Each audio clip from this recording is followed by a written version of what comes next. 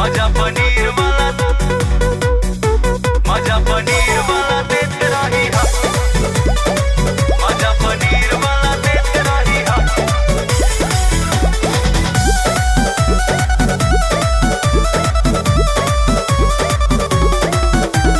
मंगिया में कबहू से नूरवा न भरब, भल ही कुआरे रहब शादी नहीं करब।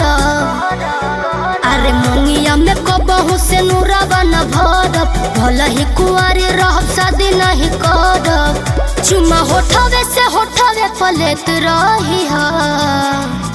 भले गले हमर में हर टंगा जाई बाकी मजा पनीर वाला देते रही हा। भले गले हमर में हर टंगा जाई बाकी मजा पनीर वाला देते रही हा।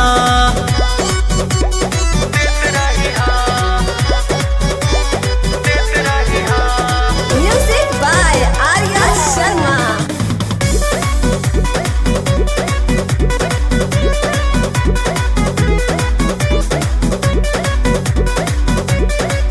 चोरी चुपके से मिले के अलगे मजा बा। चाचा में हर घड़ी रहो, माल तोहरे कहाई बियो रहो। खुशी के सागर में बहो, चोरी चुपके से मिले के अलगे मजा बा। चाचा में हर घड़ी रहो, माल तोहरे कहाई बियो रहो। खुशी के सागर में बहो, हमर में हर न रही ता तोहरे के बुलाऊंगा, गोदिया में खिलाऊंगा, मजा डबल उठाऊंगा। सब दिन तू रिलेशन में सेट रही हा।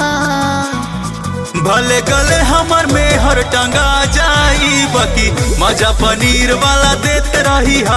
भले गले हमर में हर टंगा जाई बाकी मजा पनीर वाला देते रही हा।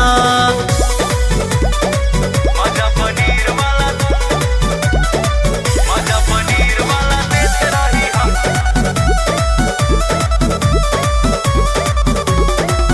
हर संडे के डेटिंग भी होई, मैसेंजर पे चैटिंग भी होई। तोहरे में हम रहेली डूबल, तोहरे में रहेली खोई। हर संडे के डेटिंग भी होई, मैसेंजर पे चैटिंग भी होई। तोहरे में हम रहेली डूबल, तोहरे में रहेली खोई। आलू चप के बालू सवाद, थोड़ा तीखा थोड़ा नमकीन। संतोष जी तू संजीव के जिंदगिया तू कैलू रंगीन। ई जवानी के दही खानी मोहत रही हा। अरे सुना तर हो भले गले हमर में हर टंगा जाई बाकी मजा कुंवार वाला देते रही हा। भले गले हमर में हर टंगा जाई बाकी मजा पनीर वाला देते रही हा। देबू नो।